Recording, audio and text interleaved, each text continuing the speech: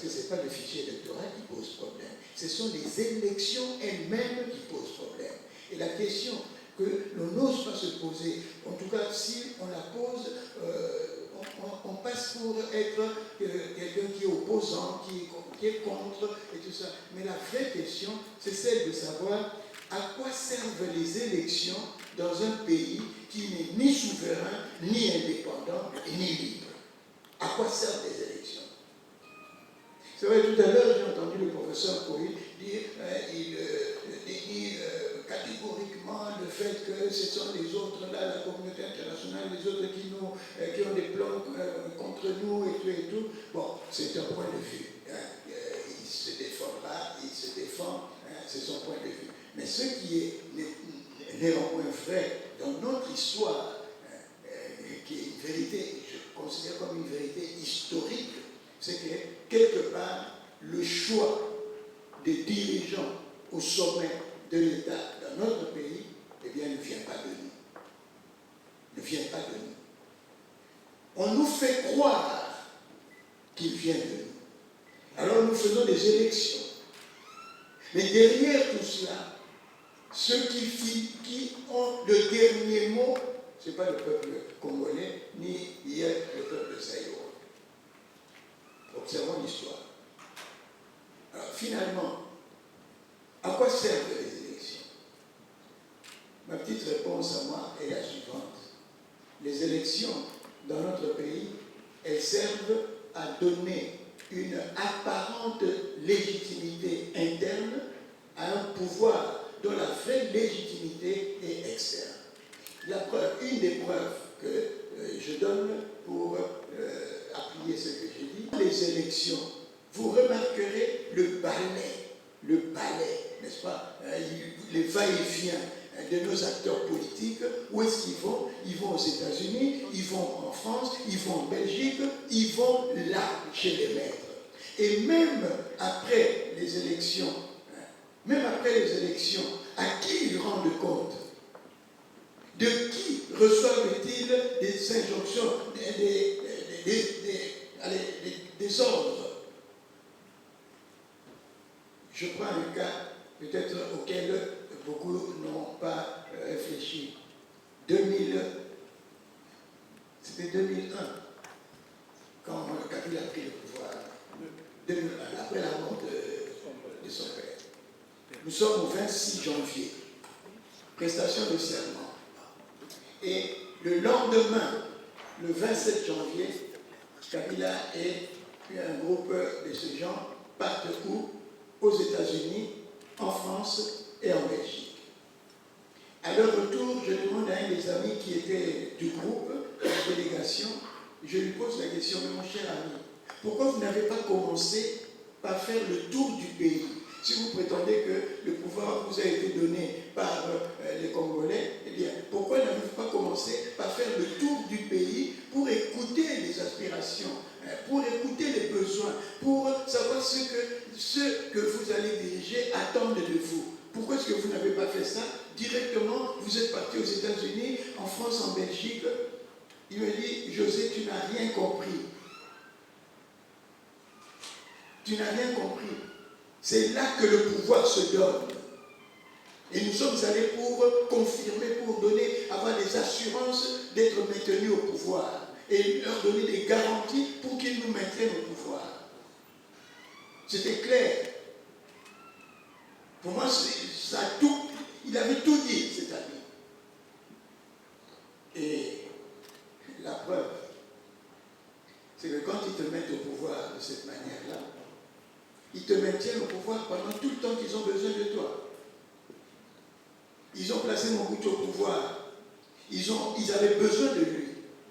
Jusqu'au moment où le mur de Berlin est tombé, il y a eu cette grande révolution dans le monde, eh bien, le changement de la donne politique internationale, géopolitique, géostratégique et tout, eh bien, ils n'avaient plus besoin de lui. Eh bien, ils s'en sont débarrassés. Et nous nous souviendrons de cet émissaire américain qui est allé juste à Valladolid pour dire à Mobutu, si tu ne quittes pas le pouvoir, eh bien, ton cadavre sera traîné dans la rue comme le cadavre d'un chien.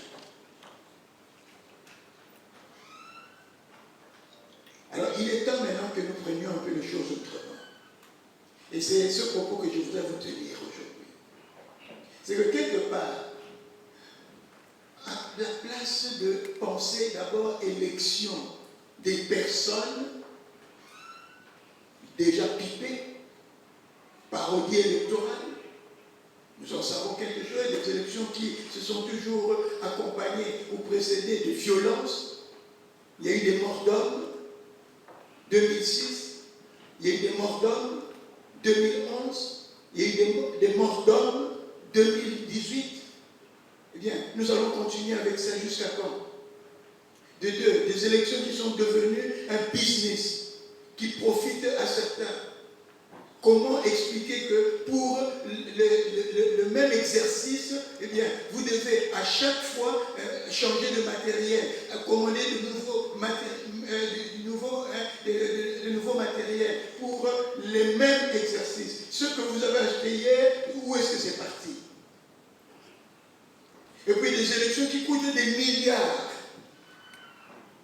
qu'on jette par la fenêtre finalement, parce qu'après les élections, eh bien, c'est la contestation, parce que celui qui n'a pas gagné aux élections, qui prétend avoir gagné aux élections, il dira non, on m'a volé ma victoire, eh bien, ça devient des problèmes et des problèmes qui n'en finissent pas. Il est temps que nous commencions par le commencement. Et le commencement pour moi, c'est faire l'élection, la vraie élection, celle qui consiste à choisir le pays, le système dans lequel nous voulons vivre. Et cette élection-là, nous ne la faisons pas. Vous allez me dire, oui, mais nous avons une constitution. Il y a les juristes, nous avons une constitution.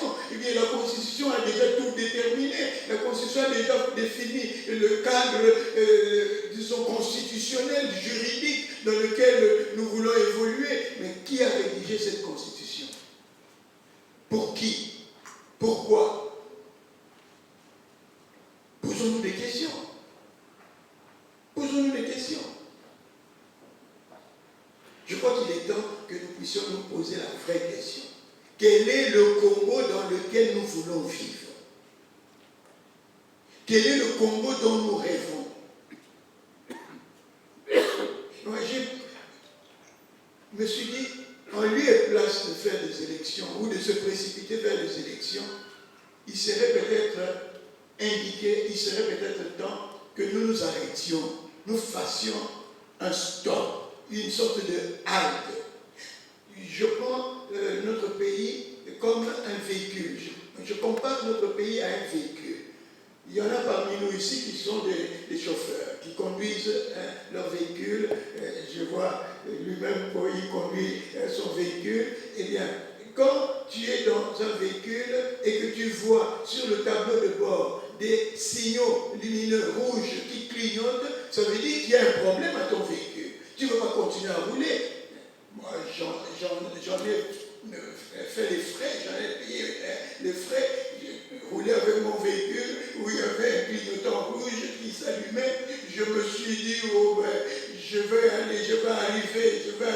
Je ne suis jamais arrivé là où je devrais arriver. Parce que je ne me suis pas arrêté pour dire, hey, voyons voir qu'est-ce qui se passe, ouvrons le capot pour voir ce qui se passe dans le moteur de ce véhicule. Eh bien, lorsque tu conduis un véhicule, tu vois qu'il y a un clignotant rouge. Et dans le cas d'espèce, ce n'est pas un seul clignotant rouge, il y en a plusieurs qui clignotent sur le tableau de bord. Eh bien, il faut nécessairement, impérativement s'arrêter. Il faut faire halte, stop.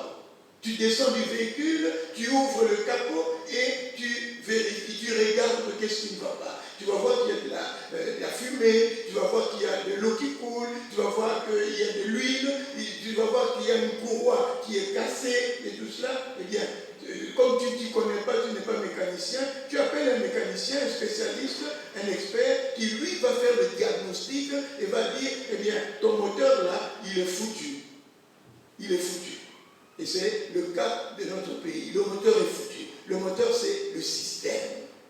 Le système est foutu. Un système fondé sur le primat de la voix. Ce système est foutu dans le monde entier. Et d'ailleurs, regardez seulement comment ceux qui nous ont amené ce système capitaliste libéral, ultra-libéral et sauvage même, mondialisé. Eh bien, aujourd'hui, ils remettent en cause. On parle de l'altermondialisme, un autre monde, n'est-ce pas? Un autre monde. Mais nous copions ce que les autres sont en train de vouloir changer et même de rejeter. Eux-mêmes qui ont créé ce système. Alors que nous venons d'un système fondé sur le primat de l'être. Et je dis ça un jour aux amis, je dis, est-ce que vous vous êtes rendu déjà compte que dans nos langues africaines, en tout cas congolaises, telles que je les connais, le verbe avoir n'existe pas. Lorsque tu veux dire j'ai un véhicule, en lingala tu diras nazalina, kozala c'est être. En swahili tu diras niko na, c'est être avec. Nous sommes d'une culture de l'être, d'une civilisation de l'être. Mais malheureusement, cette civilisation, cette culture a été quelque peu bafouée, détruite même. Et nous sommes entrés de plein pied dans la culture de l'avoir et quelque part, nous entrons même très mal là-dedans. Parce que nous n'en maîtrisons pas tous les paramètres. Nous ne les maîtrisons pas. Alors, je me dis, il est temps qu'on s'arrête et qu'on se pose la question, quel est le Congo que nous voulons bâtir ensemble? Et je crois que cet arrêt devrait être un arrêt pour s'interroger, primo, sur notre humanité. Qui sommes-nous? Première question que nous, Congolais, tous nous devrions nous poser. Qui sommes-nous? Sommes-nous encore des êtres humains? Avoir le spectacle que nous offrons nous-mêmes. Sommes-nous encore des êtres humains, nous Africains, comme nous nous entretuons? Quand tu vois le film de Thierry Michel, le tout dernier, L'Empire du Silence, tu vois comment nous nous entretuons comme des bêtes sauvages. Quand tu lis le livre d'Onana, Holocauste au Congo, n'est-ce pas? Eh bien, tu en sors écœuré. Tu te poses la question, y a-t-il encore des hommes dans cette Afrique? Y a-t-il encore des hommes ici au Congo? Sommes-nous encore des êtres humains? Est-ce que nous nous considérons comme des êtres humains, ou comme des bêtes, ou comme des choses? Un petit exemple très simple. J'ai vécu pendant tout un temps, pendant 4 ans à Tsélé, comme curé de la paroisse Saint-Martin de Tsélé. Et à un moment donné, que je n'avais pas de véhicule, je prenais les moyens en commun, les taxis catch, n'est-ce pas? Cette petite voiture, elle est faite pour prendre tout au plus 5 personnes. C'est-à-dire 3 personnes derrière, tout au plus. 3 personnes derrière, le chauffeur et une personne devant. Eh bien, imaginez-vous combien nous étions dans ce genre de véhicule pour arriver jusqu'à Pascal. Nous étions une dizaine. Et la dizaine en question, disposait de quelle manière? Eh bien, il y en avait 2 ou 3 qui étaient dans le coffre. Alors, lorsque un être humain accepte de voyager, de faire un si long trajet dans un coffre, le coffre qui est prévu pour transporter des choses, ça veut dire que cette personne a perdu sa dignité humaine, ne se considère plus comme un être humain. Et ça, ça va encore, mais lorsque tu vois des véhicules qui viennent de Bandundu, n'est-ce pas, parce que c'est le chemin qui va vers le Bandundu, des véhicules qui viennent de Bandundu, chargés jusque, je ne sais pas, et des gens qui sont au-dessus des marchandises et qui ont fait ce trajet pendant 200-300 km ou plus. Est-ce que ce sont encore des hommes? Est-ce que ce sont encore des hommes? Alors, je me pose la question. Qui sommes-nous? Et le qui sommes-nous là, c'est comment les autres nous perçoivent, comment les autres nous prennent. Depuis la traite négrière, mais nous sommes des choses, nous sommes des outils de travail. Et nous-mêmes, comment nous nous percevons? Il y a un ami qui m'a envoyé quelque chose hier où on dit que la France nous considère comme juste leurs intérêts, les intérêts. Eh bien, j'ai dit, ok, c'est bien, si la France nous considère comme telle, mais la vraie question, ce n'est pas ce que la France pense de nous. La vraie question, c'est nous, Africains, nous, Congolais, que pensons-nous de nous-mêmes? Que disons-nous de nous-mêmes? Qui sommes-nous? C'est la question fondamentale. Sommes-nous encore des êtres humains? Ou, comme disait un médecin qui a écrit un livre que j'aime beaucoup, il se pose, qu'est-ce qui nous rend humains? question. Notre nature humaine, elle est-elle encore de mise? Deuxième question, d'où venons-nous? D'où venons-nous? Si nous faisons une halte plutôt, c'est pour nous poser aussi cette question. D'où venons-nous? La maîtrise de notre histoire. Et il n'y a pas longtemps, j'échangeais avec quelqu'un qui m'a ouvert les yeux. Parce que lorsque moi je pose la question d'où venons-nous, j'ai tendance à limiter, à faire commencer notre histoire avec la traite négrière, pour dire voilà, non, notre histoire n'a pas commencé avec la traite négrière. Nous avons une histoire. Nous avons connu les empires, empire Louba, empire Kouba, empire machin, tous des royaumes dans ce territoire, n'est-ce pas, qui est le nôtre, n'est-ce pas? Et donc notre histoire ne commence pas par la traite négrière, par la colonisation. La colonisation, la traite négrière, la colonisation venue à un moment donné de notre parcours historique. Et bien, évidemment, ça a changé beaucoup dans la suite de notre histoire. Ça a changé beaucoup. D'où venons-nous? Maîtrisons notre histoire. Connaissons notre histoire. Combien de gens connaissent Lumumba? Est-ce qu'on enseigne Lumumba dans nos écoles, dans nos universités? Combien de gens connaissent Kasavubu, connaissent Joseph Albert Malula, connaissent Kimbangu, connaissent Kipavita? Combien connaissent ces personnes qui ont joué un rôle dans notre histoire? Combien? Est-ce qu'on nous les enseigne? Nous connaissons Charlemagne, nous connaissons De Gaulle, nous connaissons, je ne sais pas trop qui encore, Hitler, nous connaissons tous ces gens-là, mais qui connaît nos gens à nous? Est-ce qu'on nous les enseigne? Il y a un ami qui a écrit un bouquin très intéressant pour ceux qui aiment lire, c'est l'abbé Jean-Pierre Bello, il a écrit un livre très intéressant, C'est ça Lumumba. Le titre du livre, C'est ça Lumumba. Et comme sous-titre, il a marqué quelque chose du genre, c'est une personne qui doit nous inspirer, une source d'inspiration et tout. C'est ça Lumumba. Et il décrit là-dedans ce qu'a été l'homme Lumumba, qu'on ne nous présente pas tel qu'il a été, bien souvent. Troisième question, une fois que nous avons maîtrisé notre histoire, nous nous sommes posé la question de savoir d'où venons-nous, il est temps de nous poser la question, où sommes-nous? Où sommes-nous? Une analyse critique de la situation qui est la nôtre, sur le plan politique, sur le plan économique, sur le plan culturel, sur le plan social. Où sommes-nous? Tout à l'heure, j'ai entendu le professeur parler de l'oppression, de la misère, de 63 ans, 63 dernières années. Est-ce que nous avons évolué? Est-ce que nous avons... Eh bien, où sommes-nous aujourd'hui? Où sommes-nous? Quelle est notre situation aujourd'hui? Et une analyse critique signifie, nous allons voir les faits objectifs, nous allons voir les auteurs, les acteurs concernés, auteurs, victimes et autres, nous allons voir les complices, les alliés, nous allons voir les causes, qu'est-ce qui pousse les gens à faire ce qu'ils sont en train de faire pour que le pays en arrive là, et qui fait quoi. Et c'est en ce moment-là que chacun de nous prendra la part de sa part de responsabilité. Il y en a qui croient que ce qui nous arrive, c'est à cause de Kabila, c'est à cause de Mobutu, c'est à cause de un tel, c'est à cause des Anglais ou des Français ou des Américains. Aujourd'hui, c'est la faute des Rwandais et puis des Tutsis. Eh bien, le jour où nous apprendrons à être responsables, individuellement d'abord et collectivement, en assumant ce qui nous arrive, en nous disant, si cela nous arrive, c'est que quelque part, nous avons une part de responsabilité. Ce que nous avons fait, ou ce que nous n'avons pas fait, ce que nous faisons, ou ce que nous ne faisons pas, eh bien, contribue à la situation dans laquelle nous nous trouvons.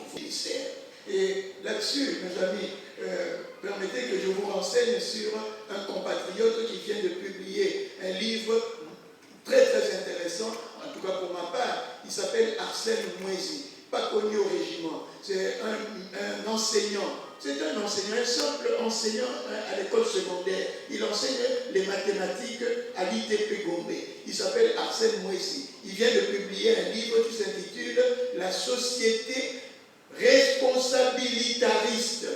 Je dis bien le mot. Et c'est un néologisme qu'il a créé, n'est-ce pas? La société responsabilitariste. avec comme sous-titre une alternative au libéralisme et à la social-démocratie. La société responsabilitariste. Vraiment génial. J'ai rencontré ce gars, il m'a donné son livre, nous avons échangé et nous continuons d'ailleurs à échanger avec lui. Il a écrit un deuxième livre, L'école responsabilitariste, une nouvelle manière de faire l'école, un nouveau système éducatif. Eh bien, voilà, nous avons des compatriotes qui réfléchissent, qui pensent à l'alternative. Nous pensons à l'alternance, mais nous ne pensons pas à l'alternative. Une alternance sans alternative, c'est chou vert vers chou. Ça veut dire qu'on n'a rien changé du tout.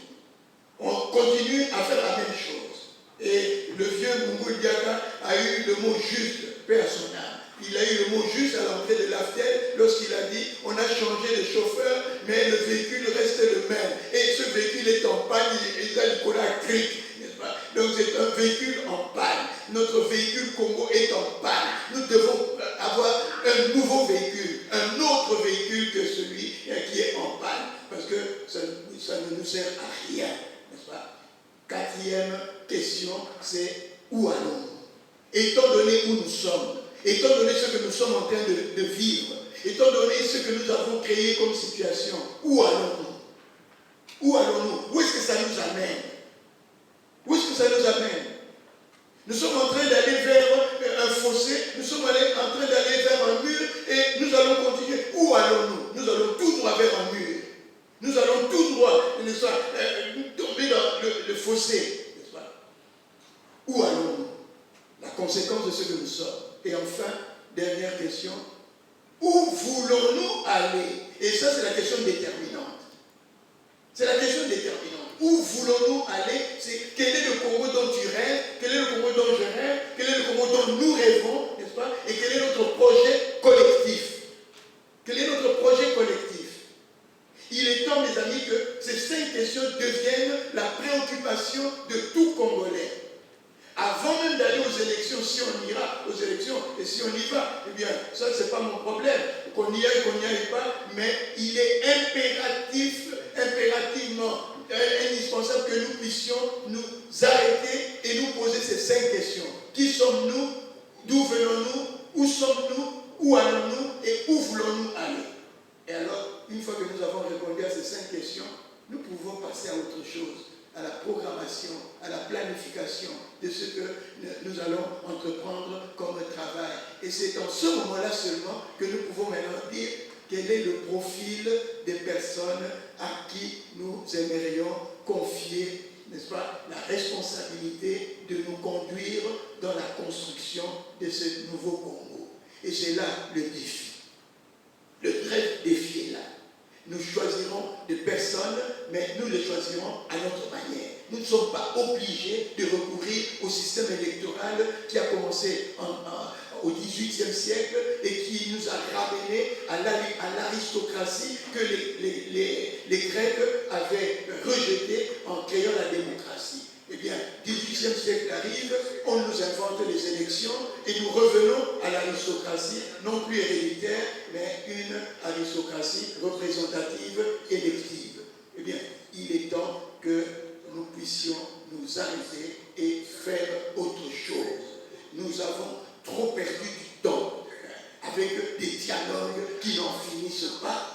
Des dialogues qui se terminent toujours de la même manière, un partage du gâteau, parce que le pouvoir ici chez eux est considéré comme un gâteau, et tout le monde veut aller à la mangeoire, on va les manger, on dirige non pas avec la tête et avec le cœur, on dirige avec le ventre, n'est-ce pas? Et la preuve c'est que dès qu'on arrive au pouvoir, eh bien, on attrape un ventre, on devient ventripotent, n'est-ce pas? C'est un signe qui montre comment on dirige dans notre pays, avec le ventre et pas avec la tête et avec le cœur, la raison, l'intelligence et l'amour.